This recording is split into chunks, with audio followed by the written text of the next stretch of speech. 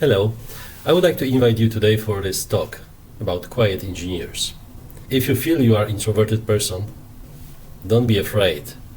Neither this equation nor Paradise Lost was dashed off by a party animal, Winifred Gallagher said. My name is Tomek, and I'm an introvert. Or I'm a quiet engineer. I would prefer that way. So I'm an introverted person. Why I'm talking about introvert or introverted person? You will find out in a second that introverted person have some tendency, but it's not the name of this person. Let's focus for a second for this guy, Carl Gustav Jung. He is the person who defined the introversion and extroversion. So he said that introversion is an attitude type characterized by our orientation in life through subjective psychic content. So we are, as an introverted people, we are looking inside of us. And extraversion he defined as attitude type characterized by concentration of interests of the external object. So we are looking outside of our world. So that's two definitions, right? He didn't say about introverts and extroverts. He said about introversion and extraversion. And everyone has both extroverted side and introverted side, with one being more dominant. That was a big surprise for me because at the beginning of my career, I wanted to think about myself as an extrovert. I'm an extrovert, I speak a lot, but on the other hand, when I did some tests and assessments, it said that I'm an introvert. So I said, oh no, I don't want to be an introvert. I know that introverts are not promoted in the companies and so on. So I was a little bit unhappy about it, but when I was reading about introversion, extroversion, I found out that actually I have some extroverted part of my human being and introverted part of my human being. So I saw that introversion is a continuum. There is no A or B grade saying you are an introvert, you are not an introvert. As an engineer, when I think about continuum, I see this. So when I think about the spectrum, I see the visible spectrum of light. As you can see, visible colors from left to right. There's also a spectrum of not visible waves like gamma rays, X-rays, and so on, radio waves on this side. But let's focus on this visible spectrum of electromagnetic field, which is light, which is colors. So we are moving on the spectrum from left to right. And my introversion actually can be colorful, can move in some situation to the more introverted me, and in some situations more extroverted me. So I like it. I use this analogy to myself. And then I realized that I also have the other dimension, so extroversion. And also I can be more extroverted in some situation and less extroverted in some situation. What a relief. I don't know if you feel that, if you realize that, but for me as an engineer who is introverted and also working in a corporate environment, that's a huge relief. I still can do a lot with my introversion. And just after that, I read about the ambiversion term.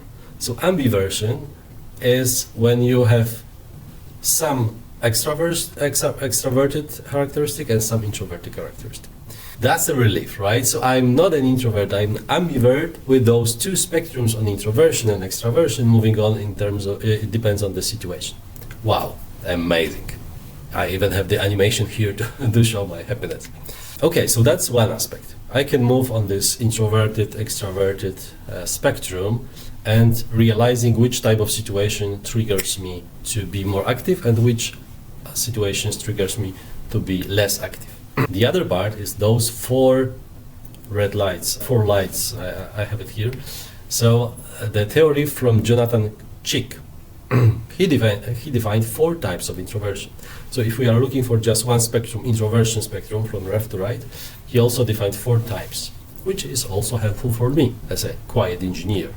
So there are four of them: social introversion, thinking introversion, restrained introversion, and anxious introversion. As easy as it sounds, social introversion is the introverted person who can be with other people, can attend social activities. It doesn't drain her, but at the same time, he or she recharges her batteries or his batteries outside of this event. So you can, for a certain extent, go to the social activities. As an introverted person, I'm this kind of person, and then you can recharge after it. The thinking introversion is the introversion when you would like to think deeply about some topics, especially alone, but spending a lot of time thinking about it. For me, it's, for example, preparing the talks for the audience. When I'm preparing a talk, when I think about what I would like to tell you, it's my time just with me in my room with my notes, and that's beautiful flow state I have. So that's the thinking introversion. Restrained introversion is the third aspect of an introversion, when I'm sort of in some situation afraid of the social activities and I want to not engage. I want to step back and say, hey, today I don't have the energy to speak with those people. So that's restrained introversion, and sometimes I can have more energy, sometimes less. And anxious introversion. This is the last one. When our nervous system, not we, but our nervous system is so afraid of the situation that we don't want to even think about interacting with people. We are anxious about it. Why I'm telling you that? Because when we put those introversion, the 4 types of introversion into this diagram, we can say that sometimes we can challenge ourselves, or try ourselves, if you will, to move from one type to another. Like, for example, restrained introversion or restrained introverted person. I can be today a restrained introverted person, but I can try to challenge myself or try to exercise to be more social in the social part, to attend more events, to attend maybe at the beginning less crowded events, but to get extra mile to be in this the other type. The same with thinking introversion. If I'm restrained, maybe first step is for me to be with myself and to think deeply about some problems. We as developers, as engineers, will usually do that, right? That we would love to spend all day thinking about our riddles, our problems in our code. And the anxious introversion, why I'm showing you that here, because it's very difficult from anxious introversion to move just to social introversion. You would need to move through the middle restrained introversion. So this is obviously just a theory and the model. We know that we love models because as engineers, because models put our thoughts into the boxes, but at the same time we are human beings and we are not just as easy as those models. So I'm just showing you that for the inspiration, but obviously this is something that we need to try for ourselves. Dr. Gallagher also said that most people with social anxiety want to engage in social settings, but fear of rejection or judgment prevents them from doing so, typically to their own disappointment. I can tell that when I was more anxious in the past, when I was small in the school, a small kid in the school, I wanted to be part of this social, very active life, but I just had a fear of rejection. So when I sort of fight this fear and realize how I can overcome this fear, it helped me to be more social, introverted person. Because when we have other people, the presence of other people triggers emotions into our nervous system. It's important to know that this is not us, this is our part of us, so our nervous system, and it can be triggered by other people's presence because we may be afraid of judgment, for example, what they are thinking about us. Our brain scans the reality, checking if there are any danger situations. So, for example, when someone will look differently on you, you will say, or your brain will say, hey, I'm afraid of this situation, so I'm better not to engage in conversation. Things like this. And nervous systems has a tolerance to external stimulus, so we just need to realize what's our balance and level of these stimulations. The question I had in my mind was that are we born or made more introverted? So was I born introverted person, or during my childhood I was made introverted? And there are research that says it's 50-50. I know that doesn't help a lot, but actually it helps me because then I realize that it's not like 100% heritable. I can try to change the determination of those 50%. So I would like to introduce you to this, or introduce this person to you, Susan Cain. She's the author of the book, Quiet. And this is the book, as the subtitle says, The Power of Introverts in the World That Can't Stop Talking. I really recommend you to read that book. When I read that as an introverted engineer, I was like, wow, right now I know what to do, how I do it, how I react, and how can I help myself. So I can share some tips and tricks with you from this book and also from my life. So what are the benefits first? As for me as an introvert, for others as an introverted person. I meant benefits that others have that I'm an introverted person. The first one, engineering benefits.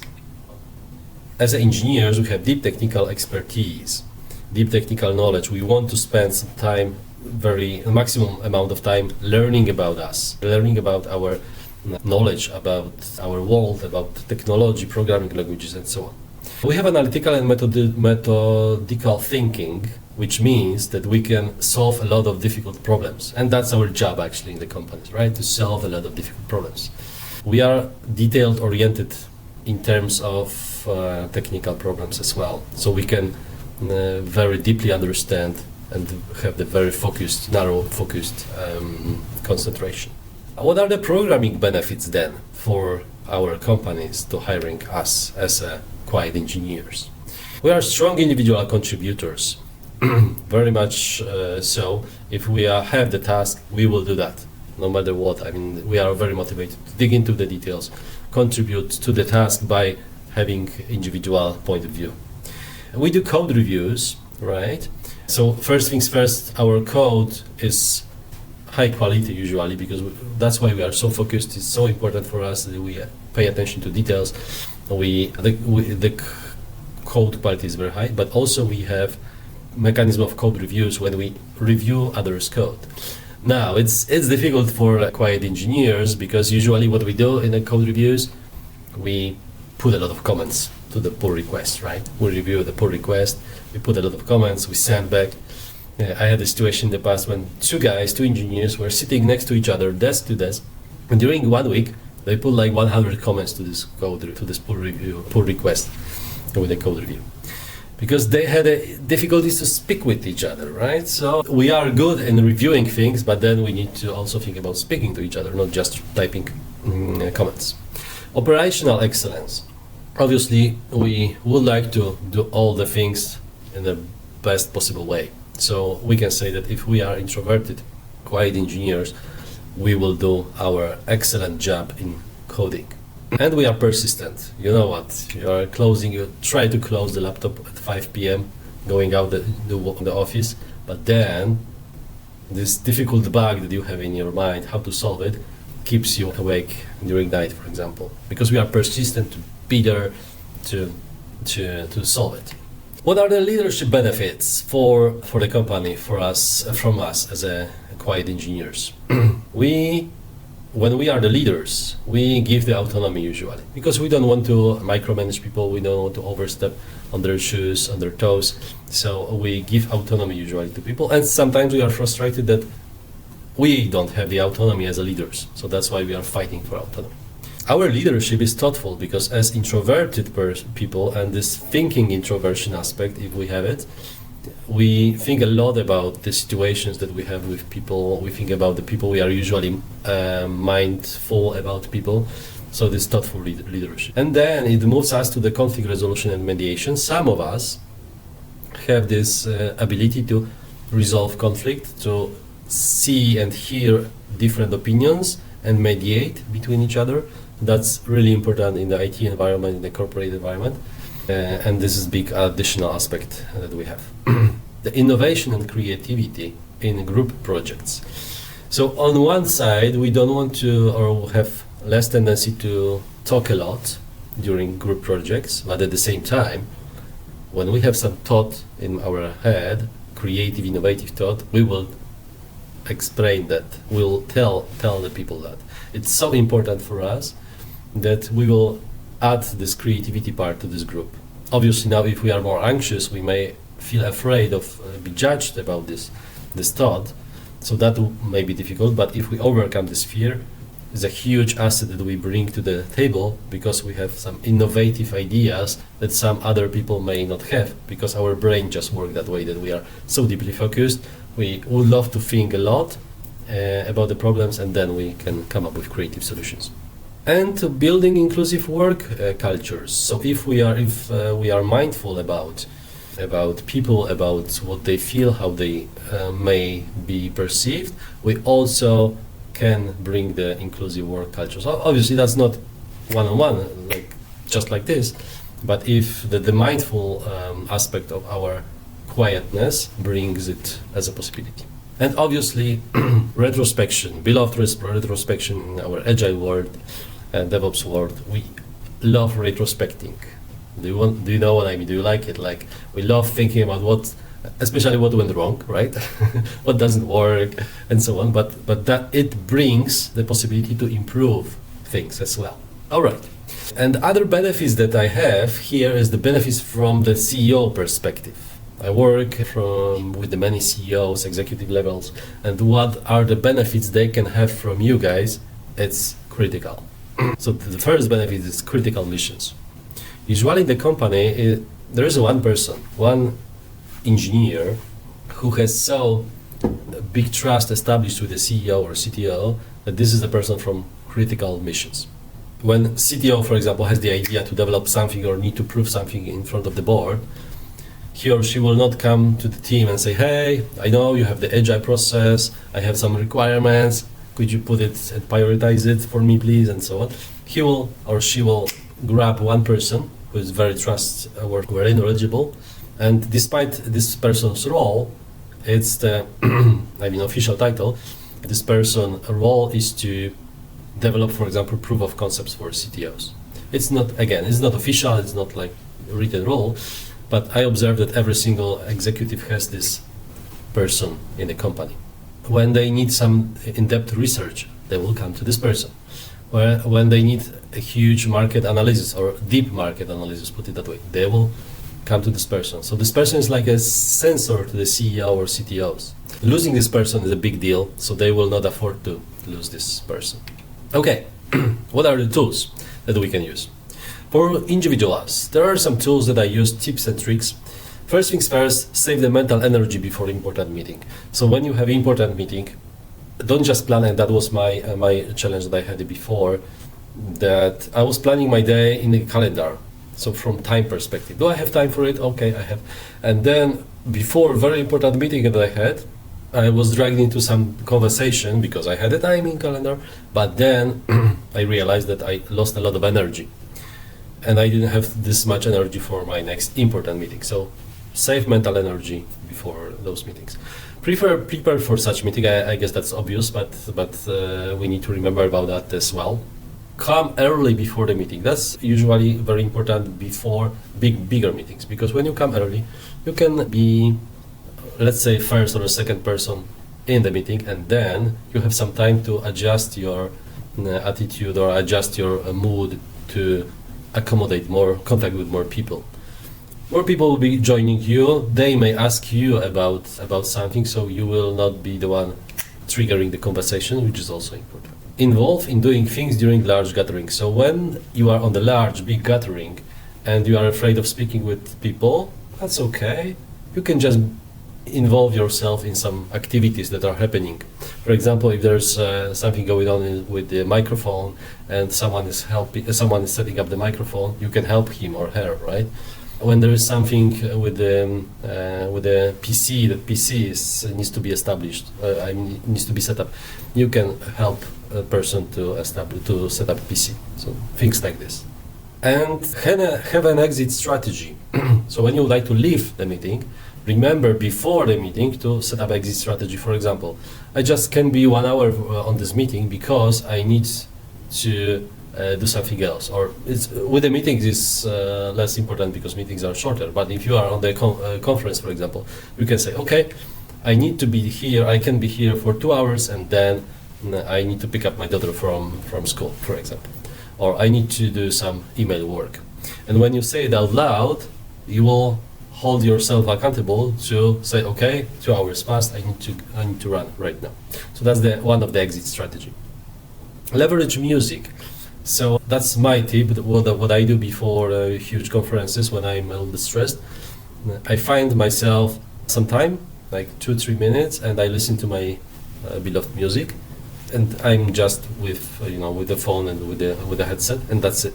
And then I can try to recharge some energy before the talk.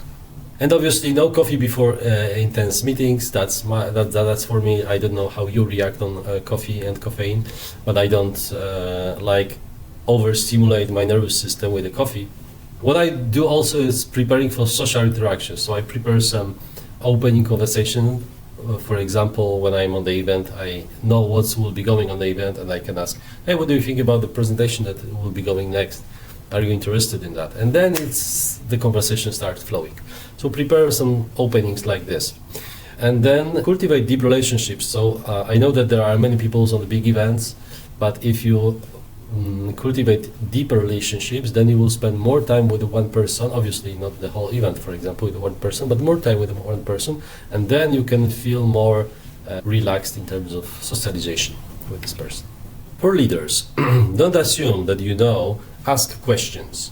Show people strengths. For example, when there's a calibration going on or when there is a conversation about other people's strengths, show that, hey, this guy from my team has this and that strength. I know that because I observed him, I spoke with him. So show that to others. Provide the private spaces to people. So when you have introverted people in your team, it's okay obviously for you guys to sit alone and work.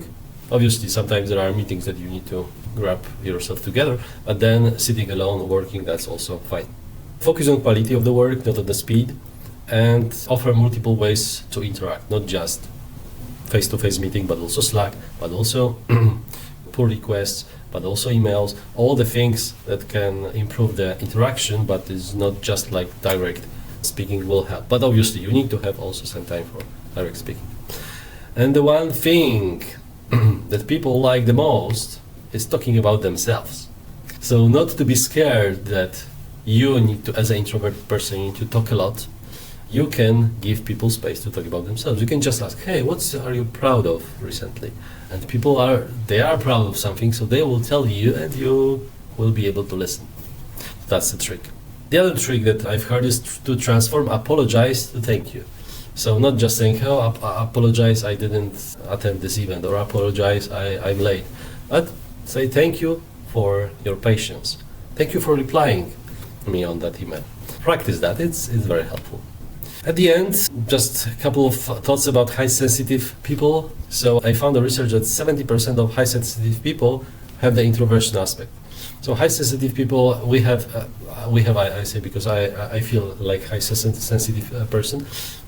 Our nervous system is more sensitive. And obviously sensitivity may lead to overstimulation. When I have a lot of different stimulus around, a lot of different conversations, notifications, I can be overstimulated. Or my nervous system can be overstimulated. But sensitivity may lead to vulnerability as well. And I'm not sure if you've heard about Brené Brown and her talk about vulnerability, but she says that vulnerability, when we show we really are, brings the creativity as well, because then we are not afraid. When I tell you, for example, that I'm an introverted person and I had challenges with speaking with people in the past, I'm not afraid of this situation, and then I'm more creative because I'm not afraid of being judged, so I can come up with or show you all the ideas that I have. So that's how the vulnerability is connected with creativity. And also with gratitude. We can then appreciate every single moment in life, which helps us not only in jobs, but also in our private life. And at the end, I would like to leave you with this long but very important quotation from Susan Cain from this book, and I will read it for you. The secret to life is to put yourself in the right lighting. For some, it's a Broadway spotlight. For others, it's a lamplit desk. Use your natural powers of persistence, concentration, and insights to do the work you love and work that matters. Solve problems, make art, think deeply. Thank you very much for today's time. I wish you all the best in this conference, and let's stay connected. If you feel that you would like to ask about anything, just drop me a line on the LinkedIn and I will respond to you. Thank you very much.